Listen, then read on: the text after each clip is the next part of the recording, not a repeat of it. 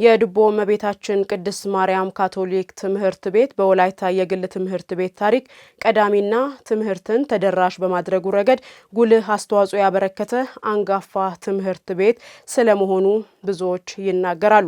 ትምህርት ቤቱ የቀድሞ የኢፌዴሪ ጠቅላይ ሚኒስትር ኃይለማርያም ደሳለኝ እንዲሁም የቀድሞ የኢትዮጵያ ብሔራዊ ባንክ ገዢ ተክለወልድ አጥናፉን ጨምሮ በርካታ ምሁራንን ያፈራ ታሪካዊና ጥንታዊ ትምህርት ቤትም ነው። ታዲያ ትምህርት ቤቱ ዛሬ ላይ ምን ደረጃ ላይ ነው? ታሪካዊና ጥንታዊነቱንስ እንዴት እያስጠበቀ ይገኛል? የሚለውን ሰሞኑን ወደ ስፍራው ያቀናው ባልደረባችን አቤኔዘር አበራ በዘገባው ይነግረናል።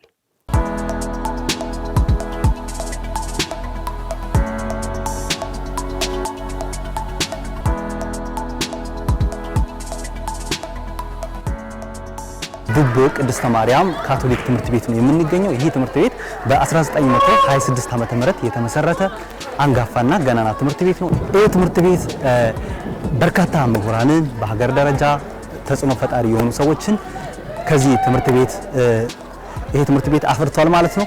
ለአብነት የምናነሳቸው በተለይ የቀድሞ የኢትዮጵያ ጠቅላይ ሚኒስትር ኃይለማርያም ደሳለኝ እንዲሁም የቀድሞ የኢትዮጵያ ብሔራዊ ባንክ ገዢ ተክለወልድ አጥናፉና እንዲሁም ሌሎች በርካታ ምሁራን ዶክተሮች ከዚህ ትምህርት ቤት ወጥተዋል ማለት ነው።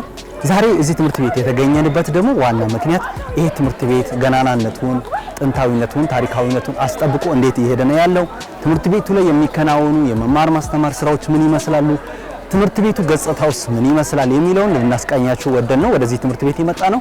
እስቲ ከትምህርት ቤት ከተማሪዎችም ጋር ቆይታ እናደርጋለን።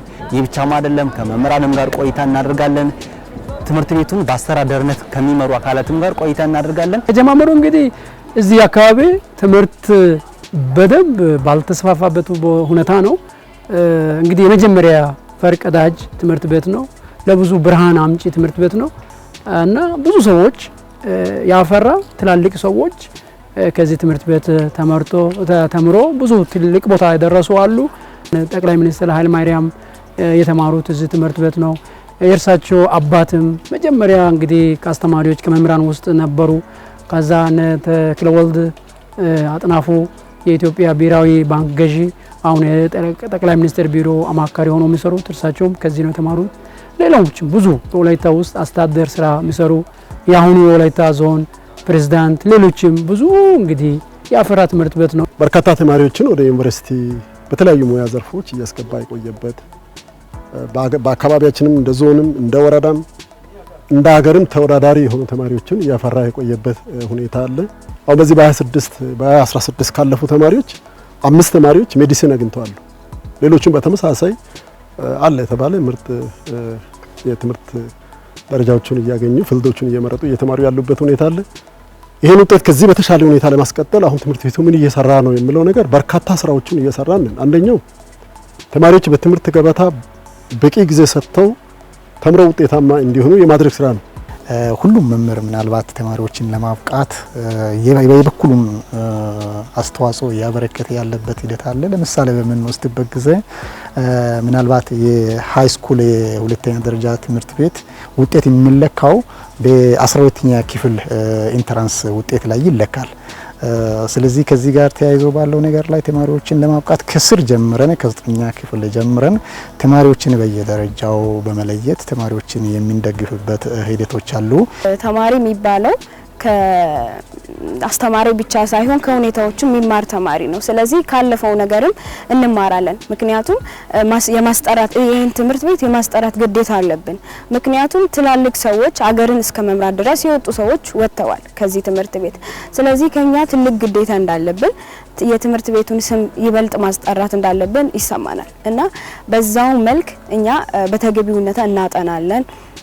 እንደሞ አሉ እንረዳዳለን እና አስተማሪዎችም ከተማሪዎች ጋር ያላቸው ቁርኝት በጣም ጥሩ የሆነ ነው እና እኛ በአሁኑ ሰዓት አገራችን ባለችበት የትምህርት ደረጃ ይህን ትምህርት ቤት ለማስጠራት ለማሳየት አጉልተን ለማሳየት ከመጀመሪያውም ይበልጥ ለመስራት ብዙ በትምህርት ዘርፎች ላይ ለመሰማራት እንግዲህ በርትተን እያጠናን እንገኛለን። የመማር ማስተማር ሂደት በክላስ ውስጥ ከሚደረገው ፕሮሰስ በተጨማሪ ደግሞ የኢንቫይሮንመንት ምቹነት የሚፈልግ የአእምሮ ስራ ነውና ለዛ ስራ የሚያግዝ ጥሩ የሆነ ኢንቫይሮንመንትን በመፍጠር ምናልባት ይሄ ግቢ ፊዚካል አፒራንሱ ጥሩ ነው ብዬ አስባለሁ። ከዚህ በተጨማሪ ለምሳሌ አሁን አንድ ተማሪ ለማጥናት ከፈለገ በጣም ጥሩ የሆነ ላይብረሪ አለ፣ መጽሐፎች የተሟሉበት ቴክስት ቡኮች፣ ከዛ በተጨማሪ ደግሞ አጋዥ የሆኑ መጽሐፎችን በሙሉነት የሚገኝበት ላይብረሪ ነው። ከዛ በተጨማሪ ላይብረሪን መጠቀም የማይፈልግ ነገር ግን ስፔስን መጠቀም የሚፈልግ ተማሪ ቢኖርም ለዛ ፐርፔዝም በጣም አረንጓዴ ቦታዎች አሉና በጣም የሚያግዝና የሚረዳ ኢንቫይሮንመንት ያለበት ትምህርት ቤት ነው። Environment on the earth is suffering from the